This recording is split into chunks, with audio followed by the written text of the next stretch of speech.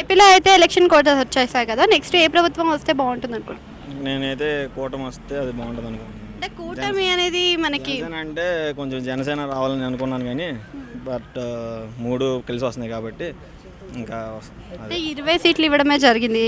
So 20 సీట్లు 21 అయినా కానీ ఒకటి టీడీపీ సభ్యుడిదే కదా, వాళ్ళే మార్చుకున్నారు కదా. ఇంకా మిగతా కూడా ఎంతమంది వస్తుందో తెలియదు కదా. టీడీపీ నుంచి దీనిలోకి వచ్చి పోటీ చేస్తాం. ఇంకా కన్ఫర్మ్ ప్రస్తుతానికి అయితే ఈ కన్ఫర్మ్ అయిన వరకు అయితే ఉన్నాయి. జనసేన రిమోట్ మొత్తం కూడా టీడీపీలోనే ఉంది, మొత్తం బాబే కంట్రోల్ చేస్తున్నాడు అంటున్నారు కదా. జనసేన రిమోట్ మొత్తం కూడా టీడీపీ చేతిలోనే ఉంది, ఎట్లయితే అట్లా కంట్రోల్ చేయడానికి టీడీపీ చంద్రబాబు చేతిలోనే ఉందని అంటున్నారు కదా. జనసేన చంద్రబాబు చేతిలోనా? అలా ఏం లేదండి, అలా ఏం లేదు. అంటే ఏపీలో అభివృద్ధి జరగలేదన్నా వైఎస్ఆర్సీపీ ప్రభుత్వంలో? అభివృద్ధి అంటే తెలుసు కదా బ్రో, అందరు చూసిన వాళ్ళందరూ తెలిసింది కదా ఏమాత్రం అభివృద్ధి అంటే. అది ఏ 4 ఇయర్స్ చేసేది ఒకళ్ళు అయ్యి అదే టైం కాదు అది. బట్ మనకి మెయిన్ ఫండ్స్ ఇవి లేవు కదా. 2019 వరకు చంద్రబాబు నాయుడు గారు ఉన్నారు, ఆ టైంలో భూ సేకరణ చేశారు, అమరావతి చేద్దాం అనుకున్నారు. అది మంచిగా ఒక రకంగా చేసేయడానికి చేంజ్ అయిపోయింది గవర్నమెంట్. ఇప్పుడు మళ్ళీ చేయడానికి అయితే ఏం లేదు కదా ప్రస్తుతం. అంటే నేను అడిగేది ఏంటంటే 2019 వరకు చంద్రబాబు నాయుడు ఉన్నాడు. అవును. సో అమరావతి కనుక శంకుస్థాపన చేశారు. అవును. మళ్ళీ ఏమన్నా జగన్ వచ్చేసారు. అవును, దాన్ని చేయలేదు. అది అక్కడ అదంతా వేస్ట్ అయిపోయింది కదా. లేదంటే ఇప్పుడు 3 చేస్తానని చెప్పి కనీసం 100 ఒకటన్నా డెవలప్ చేసినట్టయితే బాగుండేది అని అనుకున్నాను. ఈసారి కూడా ఒకసారి ఛాన్స్ ఇస్తే చేసే అవకాశం.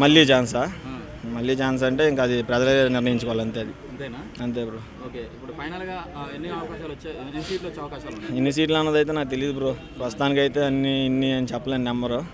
మేబీ కొన్ని చోట్ల అయితే పోటీ ఉంది, ఒక్కో చోట అయితే పక్కా క్లీన్ స్వీప్ అయిన ఉంది. పిఠాపురం నుంచి పవన్ కళ్యాణ్ పోటీ చేస్తున్నారు కదా. పిఠాపురం అయితే పక్కా పవన్ కళ్యాణ్ గెలుస్తాడు బ్రో, అది ష్యూర్ అయితే.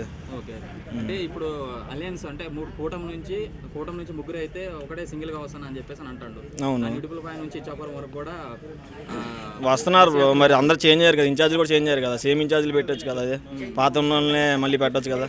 చేంజ్ చేశారు కదా. చేంజ్ చేశారంటే అక్కడ వాళ్ళది పనితీరు బాగాలేదనే కదా చేంజ్ చేసింది. చూద్దాం ఈసారి ఏం చేస్తారు.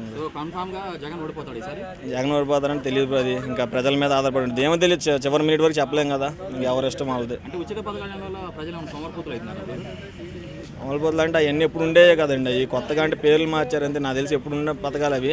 కాకపోతే అంతకుముందు నేను చదువుకునేటప్పుడు ఇట్లా ఇప్పుడు ఇది ఉంది కదా రీఎంబర్స్మెంట్, మాకు డైరెక్ట్ కాలేజీకి పంపించేస్తారు. ఇప్పుడు మాకు ఏదేసి ఇట్లా ఇస్తున్నారు అంతే. మ్యాక్సిమం అంటే సిమిలర్గా అన్నీ ఒకటే అంతే. ఫైనల్గా 2024 ఏపీ ఎలక్షన్స్లో ఎవరు సీఎంగా అయితే బాగుంటుంది? నేనైతే పవన్ కళ్యాణ్ ఉన్నా కానీ పవన్ కళ్యాణ్ ఛాన్స్ లేదని అంటున్నారు. మరి చూద్దాం.